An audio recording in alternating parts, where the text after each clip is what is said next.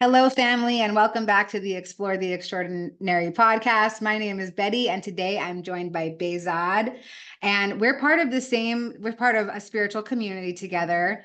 Behzad is a Baha'i here in the New York City area, and they have this beautiful community, and we have this meeting a couple times a month called Meaningful Conversations. And I started going to these meetings about 3.5 years ago. And it is such a beautiful, warm community. I've been to so many Baha'i events, and I've never met a more diverse, wonderful, compassionate, empathetic group of people in my whole life. And Behzad is such a wonderful human being. He recently wrote a book. He's an author and an actor, and his book is called Human Doing, Human Being. And it is such an amazing story. As I read it, I mean, I know this man in real life, so I know what happens to him now. But as I was reading it, I was just totally enthralled in the story of your spiritual journey. And I'm so excited that for your willingness to serve the community here at IANDS. And so I'm going to toss it over to you to introduce yourself and share a little bit about yourself. Hi, Betty. Yeah, hi, everyone. My name is Behzad. I'm an actor and writer, author, and in New York City.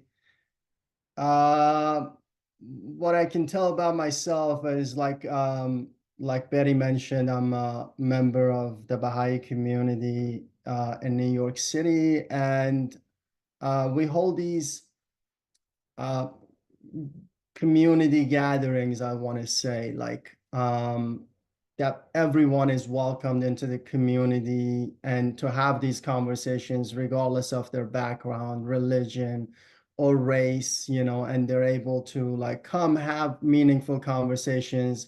And we specifically mention in the beginning of the conversation that we don't talk about partisan politics and we don't want to talk about religion, even about Baha'i faith, because we want to honor this space as a space that we can just have meaningful conversations. Now, there are times that people talk, ask questions about the Baha'i faith, and we try to engage in that as little as possible without turning the conversation into like a Baha'i event. Um, and so that basically just briefly for those of viewers and listeners that are not familiar with the Baha'i faith and they're like, what is this thing? Baha'i faith is 200 years old and it started in Persia. And the fundamentals are very simple. I grew up with these principles. I learned about these principles since I was a kid, and it just made sense to me. Like principles like oneness of God. There is only one source of creation, regardless of religion. So whenever there is a talk about like that religion's God is different than the religion's God, it just doesn't make any sense to me. Because I feel like if you do believe that God, your God is the almighty and all powerful and the creator of the universe, then there can't be any other God. So that as a kid just made sense to me that there's only one God. All religions, oneness of religion is another principle, that all religions come from the same God. And they come based on people's understanding at the time, meaning that those prophets and manifestations of God come to humanity to bring that teaching based on people's understanding at that time. And the perfect example of that, that I found for myself was at the time of Moses, it was an eye for an eye. And then at the time of Jesus, it was like turn the other cheek. So it was humanity's understanding had evolved to that degree. And oneness of humanity is another principle of the Baha'i faith. And the purpose of the Baha'i faith is really just unity of humanity. If everyone is just working towards this common goal, regardless of culture, race, background, we don't all have to believe in the same thing. But if we have a common vision to work towards, I think we can actually achieve something that we've never been able to achieve in the history of humanity. And that will contribute to every member of humanity's well-being and peace and security. So that's a little bit about the Baha'i faith. I'm not, I just wanted to just convey what that is. And the book that Betty mentioned, Human Doing, Human Being, came out a little over a year ago, maybe a year and a half ago. And while I was going through the process, I was working on other books that I'll talk about. But I'll talk about Human Doing, Human Being, which half of it is my own journey as a kid. So I thought about, if I wanted to read my own book, what would I want to read, and this is probably 10 years ago when I thought about this, and I started writing it, and I realized every time I finished a draft, I realized that I wasn't honest with myself enough. I've gone around, somehow I found a way to go around those really tough moments and those like traumas that I'd experienced, like I censored myself a lot, throughout the book. And I was completely unhappy with the product. So I threw it away. I think I threw away 3 drafts until I finally came to the 4th one, and I sat down and I said, if I'm writing, I'm gonna fully just be completely honest with myself, and write it the way it was and read it the way it was. And I even throughout the writing process, I found myself really struggling with it and censoring myself, and then having to go back, delete everything, and then go back and rewrite it, more honestly. So this, I found myself doing that. Because I think in life, we generally like we're prone and we're conditioned to want to avoid having to go through pain and reliving pain and trauma. So going back to what the book and what the story of the book is about, I was born in Tehran in Iran, and my father was not Muslim, and it's very the government there is very the views are very strong on like on that religion, on Islam, and everyone kind of abiding by those rules. And Baha'is really have no rights in that society, to do anything. They have no rights for education, no rights for occupation, their businesses, their homes, can easily be confiscated, and they can be put in prison, or die without any repercussion, without any going through the proper channels of court system. And they have no right to like really they have no human rights. And as a kid, my father just told me about the principles of the Baha'i faith, and I thought it over. I think I was maybe 5 or 6, and I realized that this just felt right to me, because it wasn't inclusive. It wasn't, like making someone else bad in order for us to be good, situation. So I decided then and there that I wasn't, because this would come up a lot in the conversations, that people would be forced to change the religion, to Islam. And I decided then and there that I wasn't going to do that, because I didn't feel the need to, although you could really advance in society if you did. And so I thought about it, and I wasn't going to do that. And I think I mentioned this in the book, that my familial circumstances shifted rapidly when I was very young. When I was 5, my parents separated. By 6, my father had already remarried, and with another woman. And this woman just decided that me and my brother should not live with them.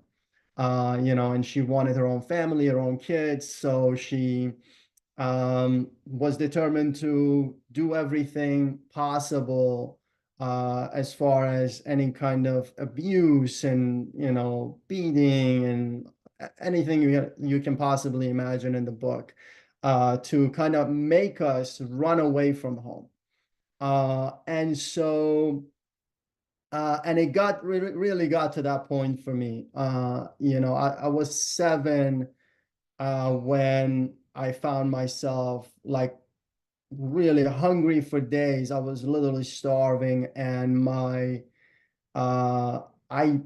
look at my stepmother in like disbelief, and I'm because I asked her for food, and she turned out like she went to the kitchen and came back. We had a backyard, so I think she went to the kitchen and came back and told me to close my eyes and open my mouth, and I did, and she put um dirt and salt and pepper mixed in my mouth, and I was so hungry I started chewing it, and until I realized that this is gravel in my mouth. And I was so just shocked by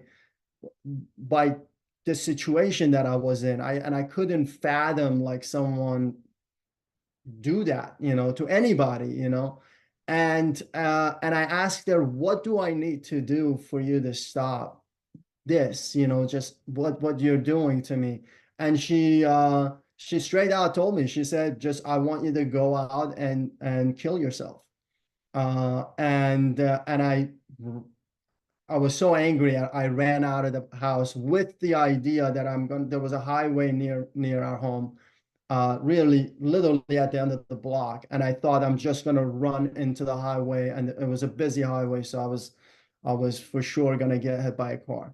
So I run out, and right before I reach the highway, I pause, and I'm like, why am I doing this? Uh, and I realized my father there was so much drama at home that my father just couldn't handle it anymore, couldn't take it, because she was determined, my stepmother was determined to kick us out. They weren't practicing religion. They were not religious at this point at all. And so there was no real moral compass around what was happening. And my father was working hard and basically just going through this drama of this new marriage that he found himself in. And his wife just wanted a family of her own and didn't want to raise someone else's kids. So I stopped before I hit the highway, and I have this little conversation with myself that basically I'm just on my own. I cannot go back. There's nothing like I would literally, even at nights, I wasn't, she would come and wake me up at like 2 a.m. and while I'm asleep, and like take my hand and into the backyard, and like in dead of winter, it's like Tehran has 4 seasons, just like New York. So imagine how cold New York is at 2 a.m. in the winter. So she would leave me out there, and I'm like waking up trying to figure out where I am and what I'm doing, and and so realize that, oh, she's basically just left me out there. So I gotta like plead and beg, to be let back in, and so this was ongoing, just what wouldn't stop until I decided that I couldn't go back, because I wasn't getting food. There wasn't a place for me to sleep, and I was just getting beaten and abused the whole time. So at 7, I found myself in the streets. And Tehran is very similar to New York. Maybe that's why I ended up here. I found myself in the streets. A lot of the people, I would go to school during the day, hardly, and my teachers at school knew my situation at this point, because they had contacted my father. He had come to meet with him, and he had explained the situation. It's like, I don't know what to do. I'm going to work. Next thing I know, he's been, kicked out of home. So they knew my situation. And because my grades were still good, my teachers literally said that, okay, you can come back at the end of every school year and just take the final exam, because you still do well in school if you keep studying. You don't have to show up, in class for every class, because I come to school and I find myself hungry, and I gotta go like find something to eat, or I gotta figure out where I'm gonna sleep that night. And so I would leave school and I got a job at this cabinet factory near school. It was a metal cabinet factory, and this is in the 80s, late 80s. So I'm working at this factory, barely pays me anything, like nothing, and the owner was a drug addict, I think, and would keep everybody's money, like even like other adults, that were working there, other workers with family, they were like always like arguing with him, about their money. So this went on for a few years, and I literally like I would just I had to a lot of times I had to go hungry or like, grab food, whatever I could, like you know, from the sidewalk, imagine, or leftovers, whatever, what, you're not really choose in a position to choose when you are in the bottom of the bottom, and so I couldn't go to the police really. Normally, I guess you could, and they would probably place you in the foster home, but because my father was a Baha'i, they wouldn't, they wouldn't be able to, or they wouldn't take me in because of that, because then they would have to there was these like kind of false beliefs around that the government had basically spreaded about Baha'is, these lies, about like Baha'is don't believe in God, or if you associate with them, you go to hell, or just like even as a kid, it was so ridiculous to me. I couldn't believe an adult could actually make this up or even believe in it. So basically, I was on my own, and I thought, okay, if I can just stay in school and graduate from high school, I could uh, try to get a job, somewhere, in the market, whatever, just to survive.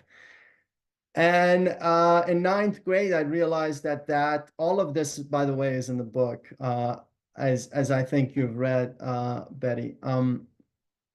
So ninth grade, I realized that I come to school, final exam. I try to take the final exam, and there is a religious course uh, every year of school, back in Iran, and um, in the beginning of that year, that teacher, the religious teacher, had basically asked the class if anyone in class is not Muslim. And I raised my hand, and it was me and another Christian student. And he kicked me out. He said, "You can go out, you don't have to be in class." And I said, "All right, great." So I went to school, all the other classes, as much as I could throughout that school year until it's the final exams, and I'm about to take this exam, and he comes and tells me that I can't take that exam. And I'm looking at him, I'm like, how am I going to graduate then? And he says, you can't. You have two options. You can either convert right now, and there's a process. I guess you kind of recite something, and they take you to the back room, you recite some stuff, and you become Muslim, which that also is ridiculous to me. Because I think like religion and belief is a matter of heart. You can't change someone's heart by force. It just doesn't work that way. So I guess this is kind of us thinking about spirituality and kind of from an intellectual perspective. And so he says, either that you convert right now, or I'm going to let the morality police know, and they'll come and take you and, take care of you. So I say to him, just give me, okay, I hear you. I don't have any problem with Islam, which I don't. I don't have any problem with any religion. And I say, give me a few minutes. Let me go think about it and let you know. But I knew right then and there, I'm like, I gotta get out of here. I'm not gonna change my belief. I wasn't religion. at all. I wasn't practicing the Baha'i faith. I wasn't like, I wasn't a registered Baha'i, but I just believed in those four principles that I mentioned in the beginning. And I thought like, that was enough for me. And I wasn't going to change it. So I tell him to give me a few minutes. I run out of school and I knew immediately. I was planning it in my head. I'm gonna call one of my friends who my friends were all, street guys back there, So this one guy I knew who was like with a lot of resources. He was a bank robber, basically. He had served, 10 years for robbing gold from banks, and at the time, and he was in his 40s, but we became friends somehow. He knew my situation, and so I called him and I told him about my situation, and I said, I need someone to smuggle me out of the country. I can't stay here. I don't have anywhere to hide. I'm not willing to change my religion. They're gonna come after me. I'm not gonna be a sitting duck. I need to get out of here. So he gives me a contact info for the smuggler that he knew, and I call him up. I saved up some money barely, because I think, as I mentioned in the book, when you live on the streets, you gotta have something for rainy day. Like you understand that. Like you never know what's gonna come out of where. You just try to save as much as you can. And this was a rainy day. In fact, I think it was pouring. It was like I didn't have anywhere to hide. I don't have anywhere to go. Now the police could be coming after me. I'm like at this point 12. I'm running from the cops. Back in Iran. That's ridiculous. So I call the smuggler in the south of Iran and fly down there to the south, and I talk to him and pay him the money, and he smuggles me out. I was on the way for, I think, about a week, and that was another. I thought it was going to be a kind of I thought my troubles were over, but this was another thing. There was no food or drinks, and this guy, basically this smuggler, was just trying to lose me in the middle of the desert, like, between the borders, because it was like, I don't have to go all the way, or I can just take the money, and like go back or whatever. But luckily I stayed with him. I stayed on his tail, whatever he went, and finally crossed to Pakistan. And I had to stay in Pakistan for another 2 years, going through the legal process of seeking asylum and getting my um, visa and documents to be able to come to the US. And so that's basically, and then I can go on about the rest of the book. That's part of, I think that's maybe about 1/3 of the story in the book. I want to ask some questions, because when I hear a story like that, and I hear about abuse, neglect, starvation, poverty, homelessness, these are dense experience. And you were so young, you were just a little kid. And when I hear you say these things, I just think, God, that must have been so terrifying. And so I'm wondering if maybe we can shift and talk a little bit about how your spirituality was shaped. I heard you say that you weren't really practicing anything, you were living by those principles, but how did that strengthen your spirituality? Did it make you resent spirituality? Talk a little bit about how that experience shaped how you came into spiritual awareness. Yeah, that's a great question. I think like all along, since I was a kid, recognizing that everyone around me were disposable, everyone and everything around me. So it was like nothing was forever, because like my parents or my family or my friends or the things they had, and just watching people going through this life process, and and going through this physical transition and like, death basically, right? As we know it. So that was always with me. And I knew I had a very limited time, In fact, I think when I was a kid, I just didn't think I was going to live past 20 years.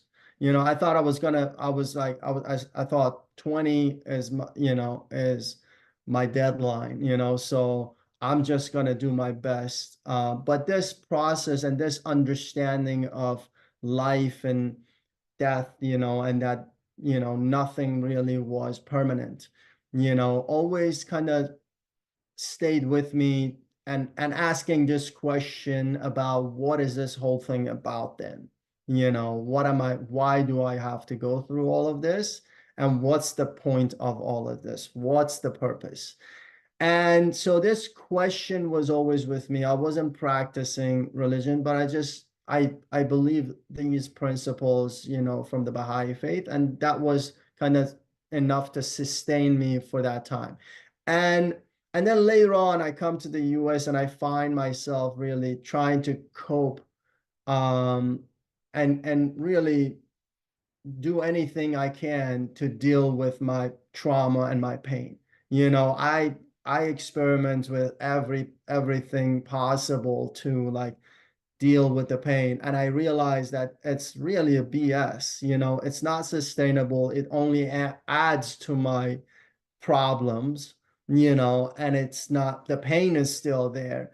And I'm like, this is a joke, so I keep going from one thing, whether it's alcohol to just moving on, to like through this process of like finding something that is sustainable and I can actually deal with myself, and be able to confront, myself and what I've gone through.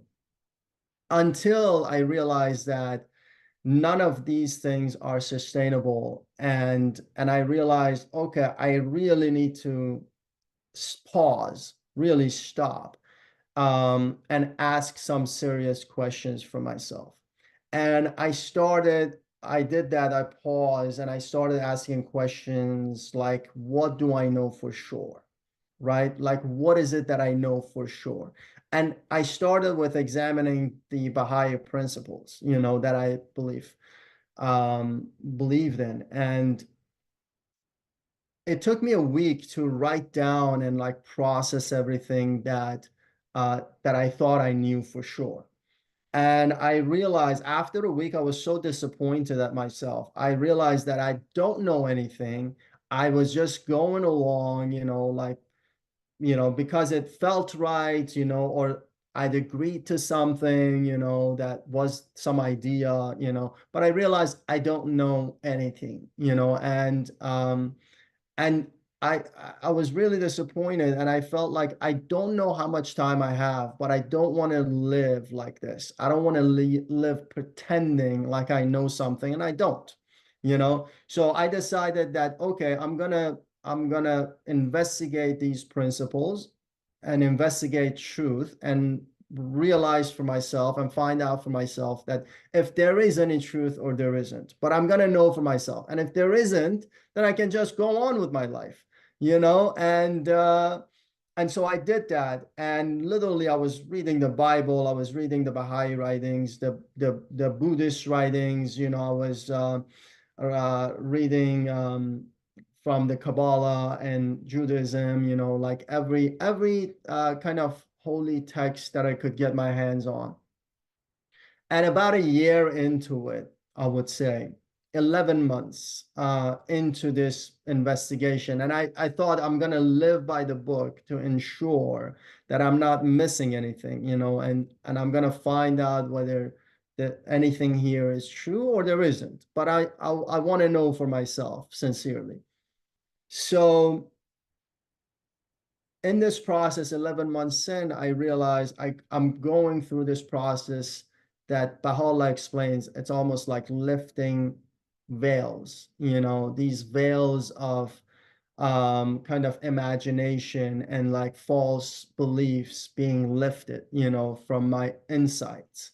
And so 11 months in, I come to this place of complete realization about what I had believed in. It wasn't just an idea anymore. It wasn't just some great idea that I had cherished. It was a knowing, it was like within every fabric of my being.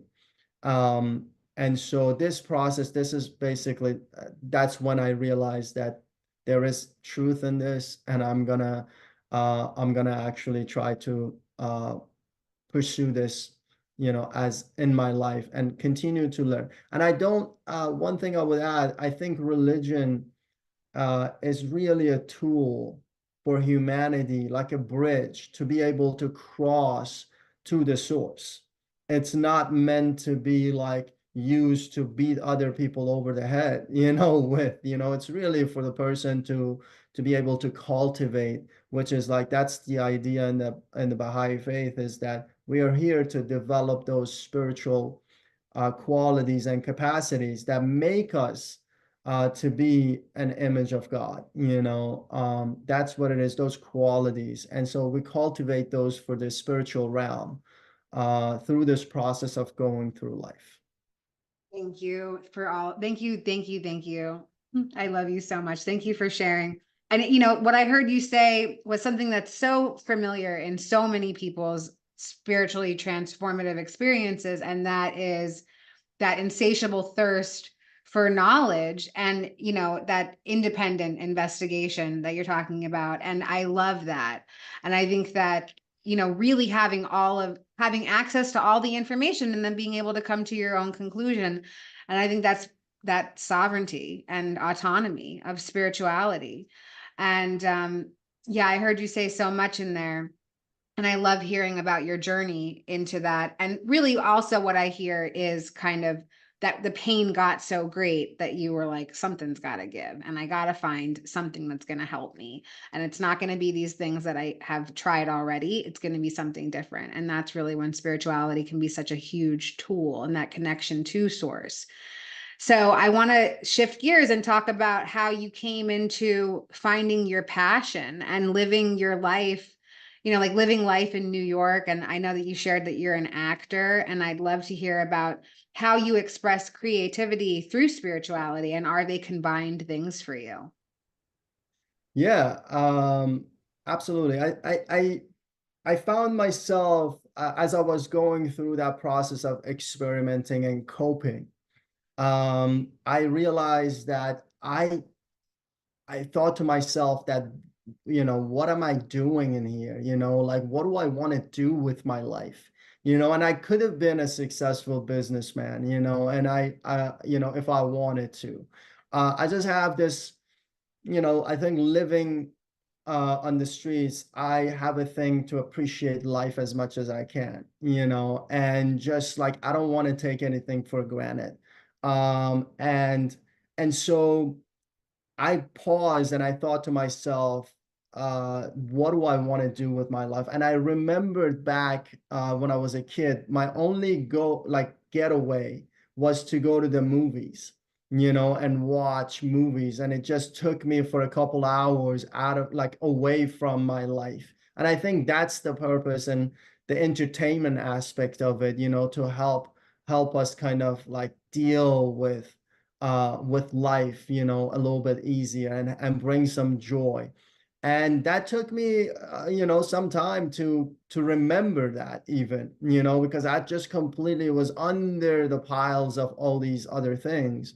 And once I realized that, I decided that, oh, I could not have been an actor in Iran because again, Baha'is don't have any rights. So I couldn't have been an actor. So I decided I'm gonna start taking acting classes. This is when I was in DC. I lived in DC, and so I go to DC's theater lab by Chinatown, and I start taking classes there and start doing some theater. And I realized that I'm just so like into this craft, and I want to learn about this craft so much. And it was kind of a spiritual process on its own. It was not a separate thing from spirituality for me. It was very like similar and interchangeable. So I decided that I'm gonna pursue like learning about the craft, because one thing, the first lesson you learn about, you learn in acting, if you go to a decent acting school, is that you can't judge any character.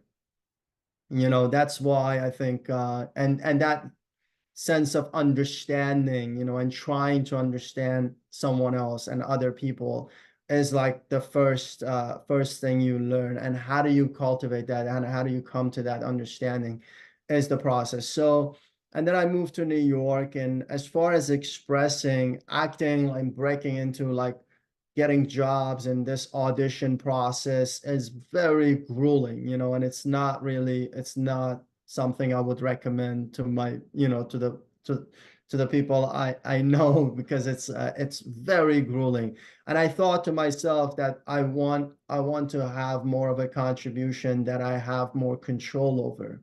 So I'm going to try to express that creativity and that aspect of myself through writing. And although I write scripts and plays and whatnot, I wanted to write books because I feel like books have helped me so much in my life, just passing on something that we have to someone else that, added, like we would never know, even that could read and maybe take away something from that, or make that day a little bit better, and bring some insight into it. So I thought, I'm gonna focus on writing about topics that are important to me. So after human doing, human being was done, I usually don't like to talk about the projects until they're already out. Um, so after that book was done, I've been working on other projects, which I thought, I have friends who are seniors and they always struggle with like movement and, and like bodies, and we all get there, if we're lucky to get old, then we all struggle with that. So I wrote a book called Relaxation Yoga for Seniors in 5 Minutes. And it includes nutrition guide. And it's a very just practical, easy read. There is an audiobook also, attached to it.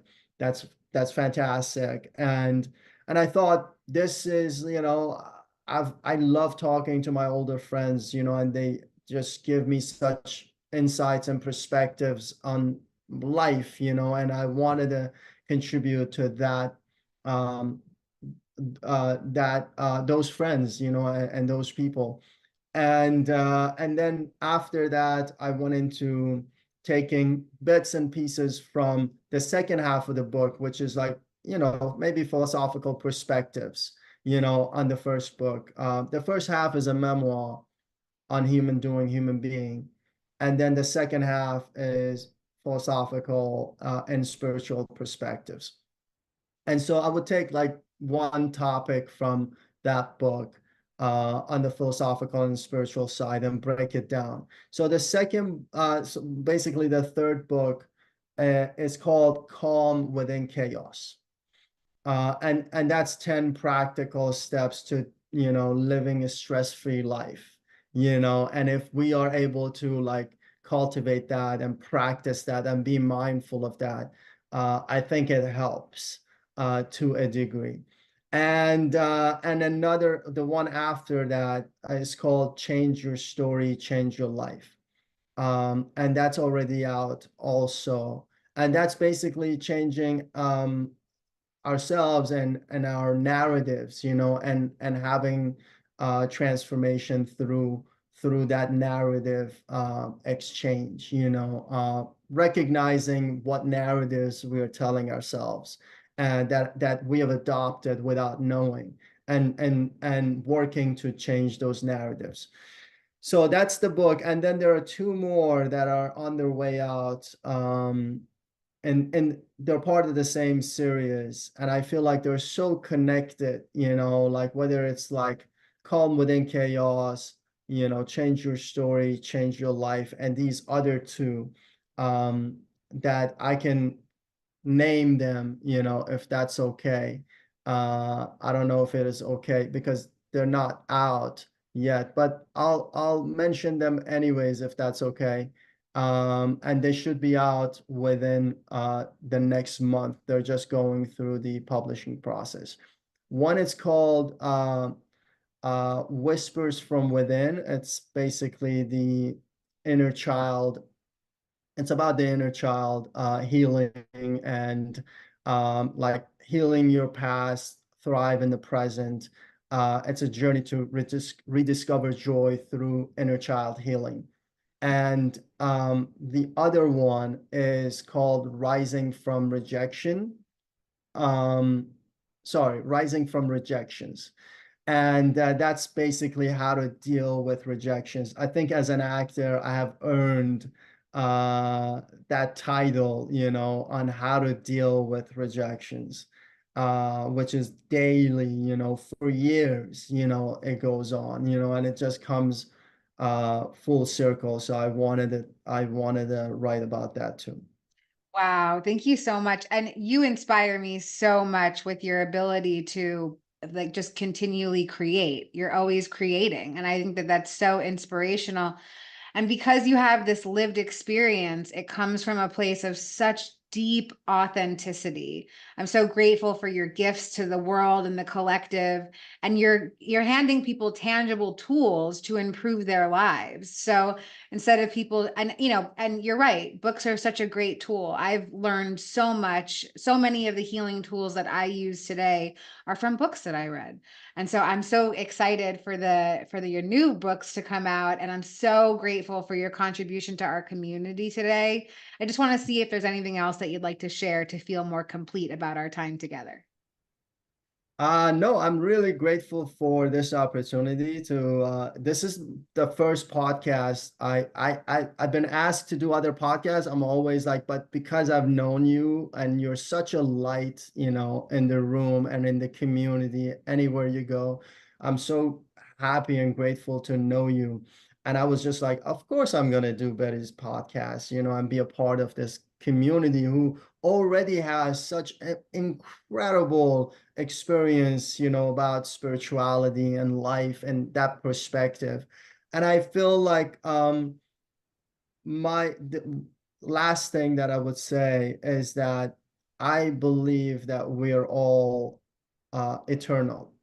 This body is just a vehicle that we use in this world. And so what can we take with us in the next world? And it's only hopefully it's only good things. So the more good we're able to do here, the more of that we can take with us, and that's really those are the only thing that will stay at the end of the day, the good things we do and the bad things we do. And hopefully we can do more good because that's where we find peace and healing and closeness. And we're all and one last thing I would share from the Baha'i perspective and my own understanding of it is that every soul is like a drop of water that tries to find its way back to the ocean, which is the source. Now, it's when it gets to the ocean, it's also the drop. It's still a drop, but it's also the ocean. And my hope is that we can all meet there in that ocean. So beautifully said. Thank you so much for your willingness. I'm so grateful to have you in my life, and to be part of a community with you is just so expansive for me. So thank you again, and we'll see you next time. Thank you.